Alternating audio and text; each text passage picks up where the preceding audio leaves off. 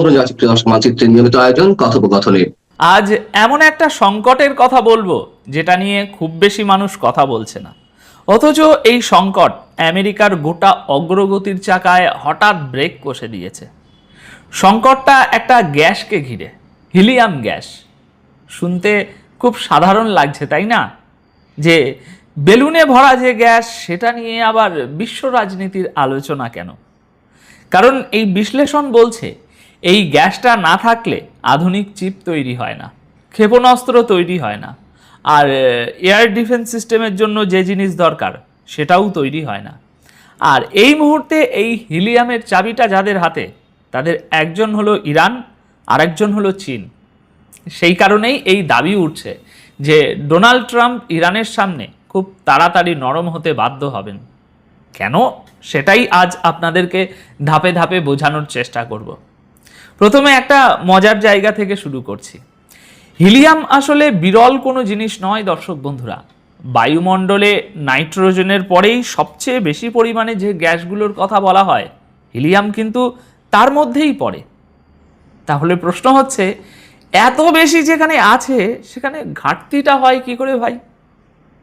দর্শক বন্ধুরা, এই প্রশ্নের উত্তরেই গোটা গল্পটা লুকিয়ে আছে। তার আগে একটু বুঝে নেওয়া দরকার হিলিয়াম কেন এত কাজের। দেখুন, এই আলোচনায় হিলিয়ামের যে বৈশিষ্ট্যগুলোর কথা বলা হচ্ছে তার মধ্যে প্রধান দুটো। এক, এই গ্যাস আশপাশের তাপ খুব দ্রুত টেনে নিতে পারে। দুই, খুব বেশি তাপমাত্রাতেও এটা বাষ্প হয়ে যায় না। আর তার সঙ্গে আরেকটা গুরুত্বপূর্ণ দিক, এটা আগুন ধরায় না। এখন ভাবুন, আপনার হাতে এমন একটা গ্যাস আছে যেটা আগুন ধরায় না, অথচ গরম টেনে নেয়। আপনি এটা দিয়ে কি করবেন তাহলে? এমআরআই মেশিনে এর ব্যবহার আপনারা অনেকেই শুনে থাকবেন, কিন্তু আজকের দুনিয়ায় হিলিয়ামের সবচেয়ে গুরুত্বপূর্ণ ব্যবহারটা অন্য জায়গায়, মাইক্রোচিপ তৈরিতে। এখানে একটা বিষয় ভালো করে বুঝতে হবে। চিপ মানে হচ্ছে সিলিকনের একটা পাতলা চাকতি আর কি, যাকে বলে ওয়েফার। সেই ওয়েফারের উপর অত্যন্ত সূক্ষ্ম খোদাই করা হয়। আগেকার দিনে মানুষ যেমন বাসনের গায়ে টুকটুক করে মেরে নাম খোদাই করত, খানিকটা সেই রকম ব্যাপার। তফাৎ হলো এখানে খোদাইয়ের কাজটা হয় পুড়িয়ে, আর পোড়ানোর মানেই প্রচণ্ড তাপ। এবার সমস্যাটা কোথায়? এত তাপে ওই ওয়েফারটাই নষ্ট হয়ে যেতে পারে। তাই খোদাই করার সঙ্গে সঙ্গে সেটাকে দ্রুত ঠান্ডা করতে হয়, এবং ঠান্ডা করতে হলে এমন কিছু দরকার যেটা তাপটা সঙ্গে সঙ্গে টেনে নিয়ে সরিয়ে দিতে পারে। আপনারা কম্পিউটারে হিট সিঙ্ক দেখে থাকবেন, অ্যালুমিনিয়ামের একটা টুকরো যেটা গরম টেনে নিয়ে বাতাসে ছেড়ে দেয়। কিন্তু তাপ যখন অনেক বেশি আর অনেক দ্রুত বেরোয়, তখন ধাতুর টুকরো এই কাজ চলে না। তখনই লাগে এই রকম ধরনের গ্যাস লাগে, যেটা সেই কাজটা অনায়াসে করতে পারে। আর আমাদের আলোচনার এই হিলিয়াম ঠিক সেই কাজটাই করে। আচ্ছা, এবার বুঝুন এই গ্যাসের যোগান কমে গেলে কি হয়। দেখুন, আজ পৃথিবীতে চিপের রমরমা। এআই চিপ, প্রসেসর, সব ধরনের মাইক্রোচিপ। এনভিডিয়া বিশ্বের সবচেয়ে বড় কোম্পানি হয়ে উঠেছে। টিএসএমসি, ইন্টেল, এইসব বড় বড় কর্পোরেট বিশাল বিশাল ফাউন্ডারি চালায়, যেখানে এই চিপগুলো তৈরি হয়। আর এই চিপ শুধু কম্পিউটার বা এআই এর জন্য নয়, আপনার জীবনের প্রায় প্রতিটা যন্ত্রে এটা আছে। মোবাইল ফোনে আছে, ফোনের স্ক্রিনের এই যে আলোটা, এই আলোটা পর্যন্ত মাইক্রোচিপের মাধ্যমে নিয়ন্ত্রিত হয়। তারপরেই আপনি পর্দায় এই ছবি দেখতে পাচ্ছেন। মাইক্রো সার্কিট যদি না বানানো যেত, তাহলে একটা কম্পিউটারের আকার হতো গোটা পাড়ার সমান। এই সূক্ষ্মতাটাই আধুনিক প্রযুক্তির ভিত্তি। কিন্তু আসল জায়গায় এবার আসা যাক। হিলিয়ামের ব্যবহার শুধু চিপে সীমাবদ্ধ নয়। রকেটের ভিতরে, ক্ষেপণাস্ত্রের ভিতরে জিনিসপত্র যাতে অতিরিক্ত গরম হয়ে না যায়, সেটা ঠান্ডা রাখতেও হিলিয়াম কাজে লাগে। অর্থাৎ প্রতিরক্ষা শিল্পে এর গুরুত্ব বিরাট। আর এই আলোচনার মূল দাবিটা এখানেই। বলা হচ্ছে আমেরিকার হাতে এই মুহূর্তে যথেষ্ট অস্ত্র নেই। নতুন অস্ত্র বানাতে হলে হিলিয়াম ছাড়া সেটা সম্ভব নয়। তাহলে এবার প্রশ্ন হচ্ছে, হিলিয়াম কোথায়? দর্শক বন্ধুরা, এখানেই ইরানের নাম চলে আসে। কারণ দুনিয়ার প্রায় 30% হিলিয়াম তৈরি করে কাতার, আর কাতার থেকে সেই হিলিয়াম বেরিয়ে আসার পথ হরমুজ প্রণালী, আর সেই হরমুজ প্রণালী এখন বন্ধ। পথ বন্ধ মানে হিলিয়াম বেরোতে পারছে না। কিন্তু গল্পটা এখানেই শেষ নয়, বরং এর পরের অংশটাই সবচেয়ে গুরুত্বপূর্ণ। হিলিয়াম আটকে গেলে সেটা শুধু দাঁড়িয়ে থাকে না, নষ্ট হয়ে যায়। কেন? কারণ হিলিয়াম ট্যাঙ্কারে ভরার পর সেটা 30 থেকে 45 দিনের মধ্যে ব্যবহার করে ফেলতে হয়, না হলে ওর ভিতরে চাপ বাড়তে শুরু করে, আর চাপ বেড়ে গেলে সেটাকে বাতাসে ছেড়ে দেওয়া ছাড়া আর কোনো উপায় থাকে না।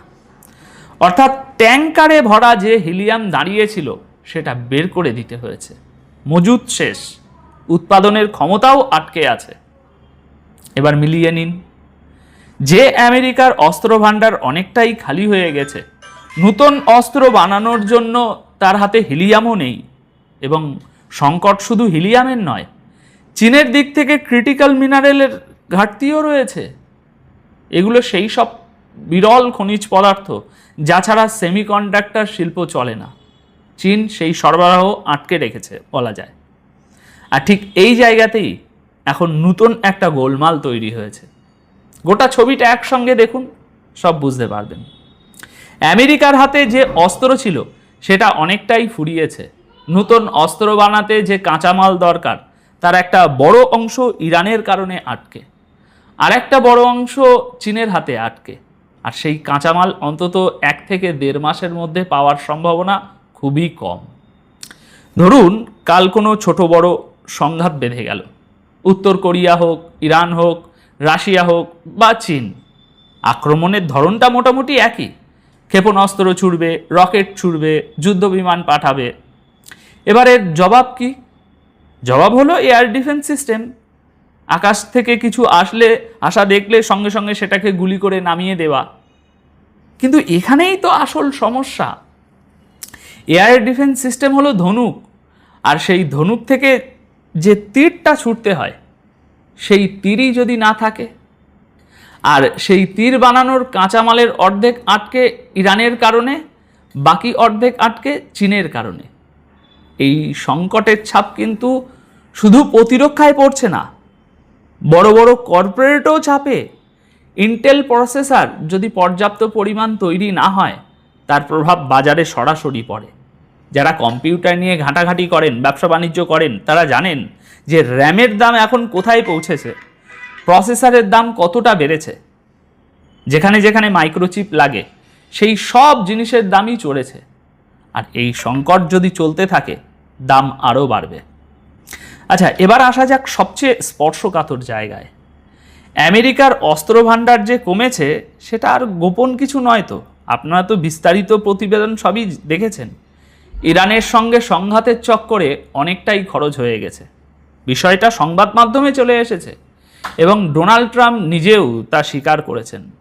সেই সঙ্গে তিনি বলেছেন যে বা যারা এই গোপন তথ্য ফাঁস করেছে তাদের বিরুদ্ধে ব্যবস্থা নেওয়া হবে। এখন একবার ইরানের দিক থেকে ভাবুন। এই বিশ্লেষণ যা বলছে তা হলো ইরান নিছক পাল্টা হামলার কথা ভাবেনি। তারা বুঝেছে আমেরিকাকে কোথায় চাপে ফেলা যায়, কোন পথ বন্ধ করলে কোন শিল্প থেমে যায়, কোন কাঁচামাল আটকালে কোন কারখানা বন্ধ হয়। সেই হোমওয়ার্ক তারা আগেভাগেই সব করে রেখেছে। হিলিয়ামের মতো একটা গ্যাসকে দিয়ে বিশ্বের সবচেয়ে শক্তিশালী দেশের অস্ত্র উৎপাদনে চাপ তৈরি করা, এটা কিন্তু সাধারণ কোনো হিসেব নয় দর্শক বন্ধুরা। এখন আমেরিকা যদি মনে করে তারা সংঘাতের পথে আরও এগোবে, কিন্তু সেই এগোনোর মতো রসদ তো তার হাতে এখন খুব কম দেখা যাচ্ছে। তবে এখনই নিশ্চিতভাবে কিছু বলা কঠিন। অনেকটাই নির্ভর করছে হরমুজ প্রণালীর পরিস্থিতি কতদিনে স্বাভাবিক হয়, আর চীনের সঙ্গে আসন্ন শীর্ষ বৈঠকে কী সিদ্ধান্ত হয় তার উপর। একটা গ্যাস যেটা বেলুন ওড়াতে ব্যবহার হয় বলে আমরা জানি, সেটাই আজ চিপ শিল্প আর অস্ত্র শিল্পের গলার কাঁটা হয়ে দাঁড়িয়েছে। হরমুজ বন্ধ থাকায় যোগান আটকে আছে, ট্যাঙ্কারে জমা হিলিয়াম নষ্ট হয়েছে, চীনের দিক থেকে খনিজের সরবরাহ থমকে আছে। আর এই কারণেই বলা হচ্ছে আমেরিকার সামনে এখন এমন সংকট যা পুরনো সব সংকটকে আরও বাড়িয়ে দিতে পারে। তাই এখন আপনাদের কাছে আমার প্রশ্নটা রাখি, একটা দেশের সামরিক শক্তি যদি শেষ পর্যন্ত কয়েকটা কাঁচামাল আর একটা সমুদ্র পথের উপর নির্ভর করে, তাহলে সেই শক্তিকে সত্যি কতটা শক্তিশালী বলা যায়? আপনার কি মনে হয়, আমেরিকা কি আলোচনার পথে ফিরে আসতে বাধ্য হবে, নাকি অন্য কোনো উপায় তারা বের করে ফেলবে? আসসালামু আলাইকুম। মার্কিন যুক্তরাষ্ট্রের প্রেসিডেন্ট ডোনাল্ড ট্রাম্প এখন প্রতিদিন আলোচনায় আসছেন, নানা কারণে আলোচনায় আসছেন।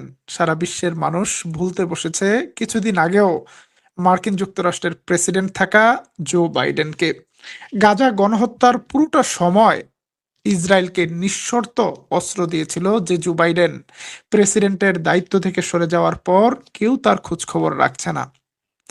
এখন জো বাইডেন ক্যান্সারে আক্রান্ত হয়েছে, সারা শরীরে ছড়িয়ে পড়েছে ক্যান্সার, যন্ত্রণাময় প্রতিটি দিন কাটছে জো বাইডেনের। এই ধরনের সংবাদ দিয়েছে মার্কিন গণমাধ্যমগুলো। ক্ষমতা কারোরই চিরদিন চিরস্থায়ী থাকে না। জো বাইডেনের এই নিঃসঙ্গ দিনগুলোতে জো বাইডেন হয়তো দুঃস্বপ্ন দেখছে গাজার সেই ছোট্ট ছোট্ট শিশুদের, জো বাইডেনের পাঠানো অস্ত্রে যাদেরকে নির্মমভাবে হত্যা করা হয়েছিল। আল্লাহ তাআলা জো বাইডেন সহ এই গণহত্যায় জড়িতদের প্রত্যেককে তার প্রাপ্য কড়ায় গণ্ডায় বুঝিয়ে দিন, দুনিয়া এবং আখিরাতে। প্রিয় দর্শক, আমরা আজকের লাইভে মধ্যপ্রাচ্যের সবশেষ পরিস্থিতি জানাবো, সেই সাথে বাংলাদেশের বসুন্ধরা গ্রুপের কাছে বাংলাদেশের জ্বালানি খাত তুলে দেওয়ার ব্যাপারেও গুরুত্বপূর্ণ কিছু তথ্য জানাবো। আপনারা দেখছেন তুরস্ক থেকে প্রচারিত তুর্কিয়ে পিডিয়া নিউজ। আজ 9 আগস্ট সবশেষ লেটেস্ট সংবাদে স্বাগত জানাচ্ছি আপনাদেরকে। সৌদি আরবের জুবাইল বন্দরনগরী বা শিল্পনগরী, ইরাকের সীমান্তবর্তী এই জুবাইলে ভয়াবহ আক্রমণের শিকার হয়েছে সৌদি আরবের একটি গ্যাস ক্ষেত্র। আপনারা দেখছেন গ্যাস ক্ষেত্র দাউ দাউ করে জ্বলছে। সৌদি আরবের আরামকো কোম্পানির নিয়ন্ত্রণাধীন এই গ্যাস ক্ষেত্রটিতে ড্রোন হামলা হয়েছে। সৌদি আরব দাবি করছে এই ড্রোন হামলার পেছনে ইরানপন্থী শিয়া মিলিশিয়ারা রয়েছে, যারা ইরাক থেকে হামলা করেছে। জিওগ্রাফিক্যালি জুবাইল শহরটি ইরাকের কাছাকাছি এবং সাম্প্রতিক সময়ে ইরাক থেকে দফায় দফায় সৌদি আরবে হামলা চালানো হয়েছে। হরমুজ প্রণালী নিয়ে আমেরিকা এবং ইরান আলোচনা করছে এবং উভয় পক্ষ নিজেদের মধ্যে হামলা পাল্টা হামলা বন্ধ রেখেছে, কিন্তু ইরানপন্থী গ্রুপগুলো সৌদি আরবকে ডিস্টার্ব করে চলেছে। হুতিরা যেমন একদিকে দক্ষিণ দিক থেকে সৌদি আরবে হামলা চালাচ্ছে, এবার ইরাক থেকে হামলা চালানো শুরু করেছে ইরানপন্থী মিলিশিয়ারা। এর আগে ইরাকের ভেতরে ভয়াবহ যৌথ বিমান হামলা চালিয়েছিল সৌদি আরব এবং আমেরিকা ইরানপন্থী এই গ্রুপগুলোকে শায়েস্তা করার জন্য। তবে এবার সৌদি আরব নয়, এবার ইরাকের সরকারই এই মিলিশিয়াদের বিরুদ্ধে অ্যাকশনে নেমেছে। সর্বশেষ পাওয়া সংবাদে ইরাকের সরকার ইরান থেকে আসা বিপুল পরিমাণ ড্রোনের চালান জব্দ করেছে।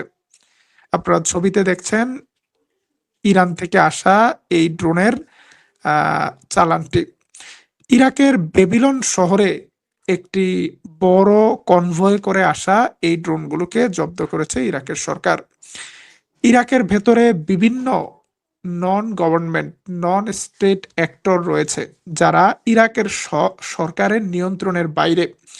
এই গ্রুপগুলো কখনো ইরাক থেকে সৌদিতে হামলা করে, কখনো অন্যান্য দেশে হামলা করে। এই বিষয়টি নিয়ে বিব্রত অবস্থায় রয়েছে ইরাক সরকার।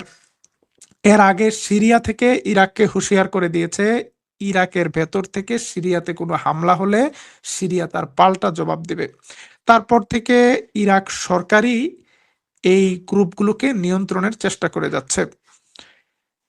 এখন ইরান মনে করেছিল সৌদি আরব, তুরস্ক এবং পাকিস্তানের এই জোটটি ইরানের বিরুদ্ধে কোনো ব্যবস্থা নেয় কিনা, কিন্তু ইরানের বিরুদ্ধে ব্যবস্থা নিচ্ছে ইরানেরই প্রতিবেশী দেশ, শিয়া অধ্যুষিত দেশ, ইরানের দীর্ঘদিনের মিত্র ইরাক।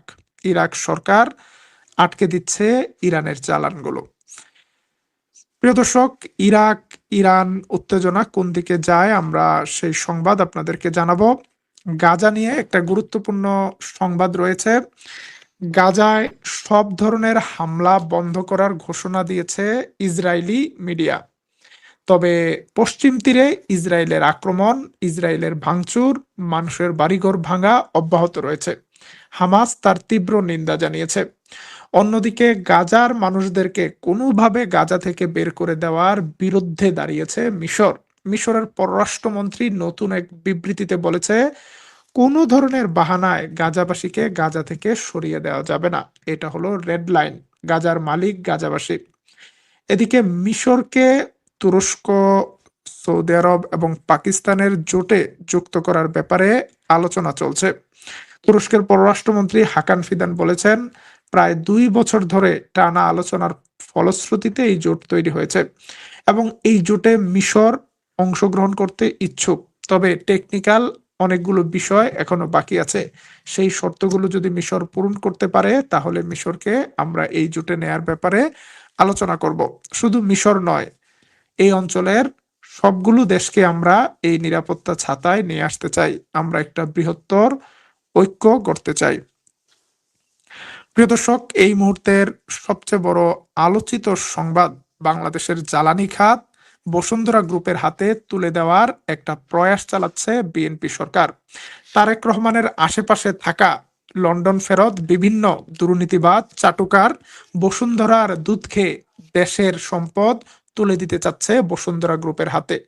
ভূমিদস্যু বসুন্ধরা গ্রুপ, যারা অসংখ্য মানুষের জমি দখল করে তৈরি করেছে বিশাল এক সাম্রাজ্য, পরবর্তী গত 17 বছর স্বৈরাচারের পা চেটে তারা তৈরি করেছে বিশাল সম্পদের পাহাড় এবং তাদের মিডিয়া গ্রুপকে তারা ব্যবহার করেছে বিএনপির বিরুদ্ধে, খালেদা জিয়ার বিরুদ্ধে, তারেক রহমানের বিরুদ্ধে এবং স্বৈরাচার পতনের শেষ দিন পর্যন্ত বসুন্ধরা গ্রুপের মালিক শেখ হাসিনার পক্ষে ছিল। সেই বসুন্ধরা গ্রুপকে কিসের বিবেচনায় বিএনপি বাংলাদেশের জ্বালানি খাত তাদের হাতে তুলে দিচ্ছে? প্রায় 20 লক্ষ টন ডিজেল এবং 2 লক্ষ টন আরেকটি জ্বালানি বসুন্ধরা গ্রুপ আমদানি করবে, বসুন্ধরা গ্রুপ বিতরণ করবে। এই ধরনের একটি নতুন নীতিমালা তৈরির কাজ চলছে। ইতিমধ্যে বাংলাদেশের সবচেয়ে সফল সরকারি প্রতিষ্ঠান পেট্রোলিয়াম কর্পোরেশন, যারা প্রায় 45,000 কোটি টাকা লাভ করেছে এবং বিভিন্ন সময় তেলের দাম ওঠানামা করলে তেলের দাম তারাও ওঠানামা করে।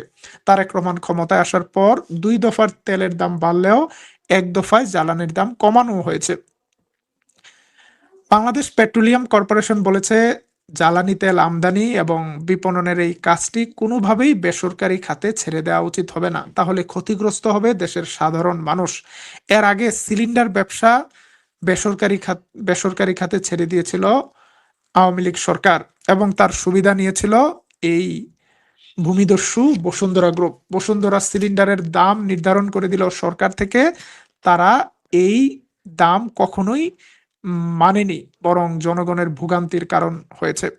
এর আগে বিটুমিন দেশে তৈরি করার কথা বলে বাজারে থাকা অন্যান্য বিটুমিন কোম্পানিগুলোর ব্যবসাকে কৌশলে বাজার থেকে সরিয়ে দিয়েছে বসুন্ধরা গ্রুপ। তারপর বিটুমিনের দাম 35 টাকা থেকে 55 টাকায় নিয়ে গিয়েছে এবং সে কারণে দেশের জ্বালানি খাতে বিটুমিন ব্যবহারকারীদের খরচ প্রায় 30% বেড়ে গিয়েছে। এখন বসুন্ধরা গ্রুপের শর্ত পূরণ না করায় সরিয়ে দেওয়া হয়েছে বাংলাদেশ পেট্রোলিয়াম কর্পোরেশনের চেয়ারম্যান রেজাউর রহমানকে। একটা শিল্প গ্রুপ কতটা প্রভাবশালী হলে বাংলাদেশের একটা সরকারি প্রতিষ্ঠানের প্রধানকে সরিয়ে দেয় এবং 4 দিনের মধ্যে বসুন্ধরাকে তেল আমদানির অনুমতি দেওয়া হয়েছে, সেজন্য নীতিমালা বদল করা হয়েছে। দেশের অর্ধেক জ্বালানি বাজারের নিয়ন্ত্রণ নিতে চায় বসুন্ধরা, সিদ্ধান্ত দিতে বিপিসিকে 2 দিনের সময়। বাজারে অস্থিরতা তৈরির শঙ্কা বিশেষজ্ঞদের। প্রিয় দর্শক, বাংলাদেশে জুলাই বিপ্লব হয়েছিল কোটা না মেধা এই ভিত্তিতে, অর্থাৎ সব জায়গায় একটা আদালত, একটা ন্যায়পরায়ণ ব্যবস্থা তৈরি হবে। কিন্তু বাংলাদেশের ভেতরে ইস্ট ইন্ডিয়া কোম্পানির মতো এই দেশের জনগণের রক্ত চুষে খাওয়ার একটা পরিকল্পনা নিয়ে এগোচ্ছে বসুন্ধরা গ্রুপ। যেই বসুন্ধরা গ্রুপ সারা জীবন বিএনপি এবং তার সাথে থাকা বিরোধী দলকে ভিলেন বানিয়েছে সেই বসুন্ধরা গ্রুপ, তার যে লিডার সায়েম সুবহান, যে একজন মার্ডার কেসের আসামি, ডক্টর ইউনূসের সময় পলাতক ছিল বিদেশে, রাতারাতি বিএনপির কিছু নেতাকে বিভিন্ন ধরনের উপঢৌকন দিয়ে পকেটে ভর্তি করে ফেলেছে এবং বিএনপির পক্ষে এখন নানা ধরনের তোষামোদী রিপোর্ট প্রকাশ করছে বসুন্ধরার পত্রিকা, কালের কণ্ঠ এবং অন্যান্য পত্রিকাগুলো। এখন আমাদের দেশের জন্য, আমাদের জাতির জন্য খুব গুরুত্বপূর্ণ একটা ডিসিশন যে এই বসুন্ধরা গ্রুপের হাতে জ্বালানি খাতের দায়িত্ব দেওয়া উচিত কিনা। যদি এটা দেয়া হয় তাহলে কিছুদিন পর সরকার নিজেই জিম্মি হয়ে যাবে বসুন্ধরা গ্রুপের কাছে। তেলের দাম যে কোনো সময় তারা বাড়িয়ে দিতে পারে এবং সরকারকে বিপদে ফেলতে পারে। প্রিয় দর্শক,